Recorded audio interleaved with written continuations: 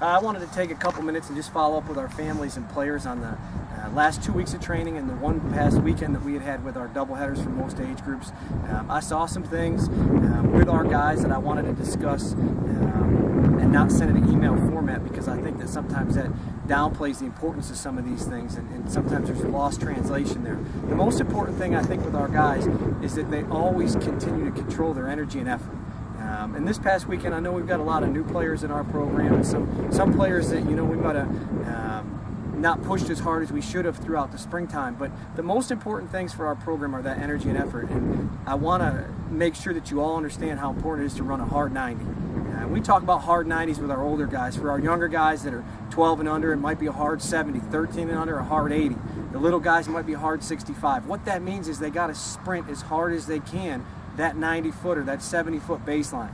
We have to control our energy on the bases. Hard 90s translates to us into a hard 9. So when we talk about with our old players a hard 9, our hard 9 is for 9 innings straight, we go as hard as we can. That means we sprint on the field as hard as we can, we sprint off the field as hard as we can.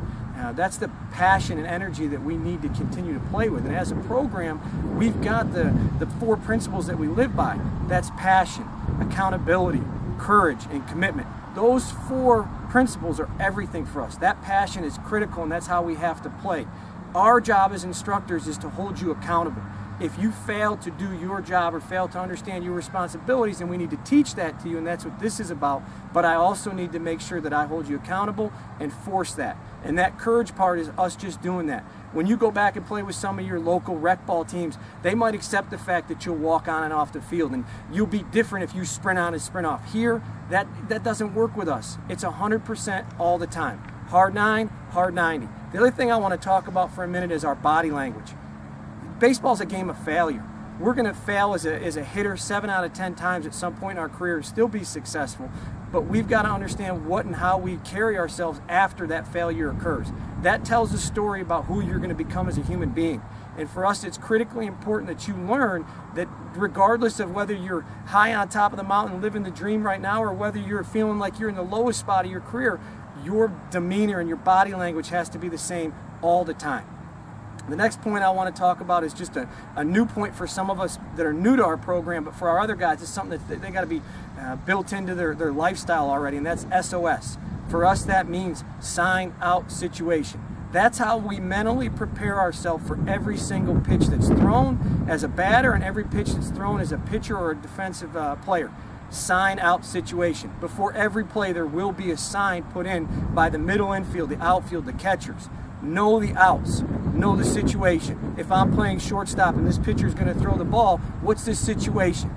Is he working a fastball away? Did I do my job and watch the catcher signs come in and know how I'm going to win a fraction of a second? These components are so critically important for us. Now, on a side note, for some of our players that are experiencing a tremendous amount of success, congratulations. We're excited for you.